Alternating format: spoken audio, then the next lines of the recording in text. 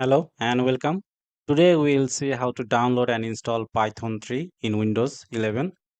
So let's get started. First we'll go to the browser, and from the browser we'll type python.org,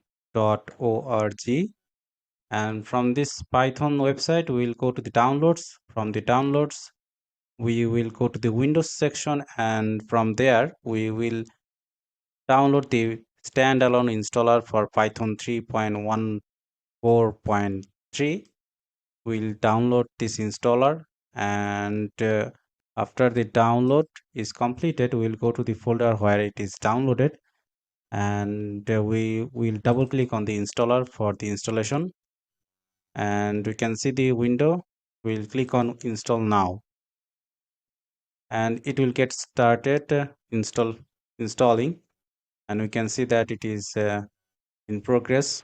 So we will wait until it gets completely installed. It may take some time first time.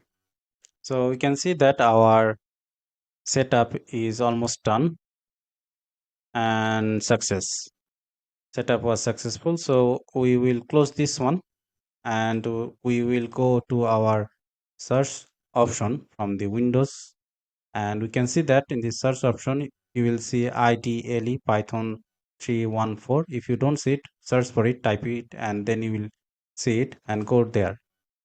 It's a Python shell where you can type your Python codes without any notebooks. Let's say we'll write our first code here, and we can also see our Python version which we have downloaded. So we'll write our first code, print quotation mark hello world. This is the iconic first code that everyone writes when they are first programming. We'll write world and quotation mark close and the bracket, and we'll press enter.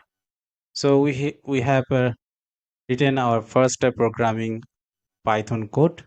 So this is how you install Python and also write your first code. Thank you very much. If you like this video, please do subscribe to my channel for another useful video. Thank you. Bye bye.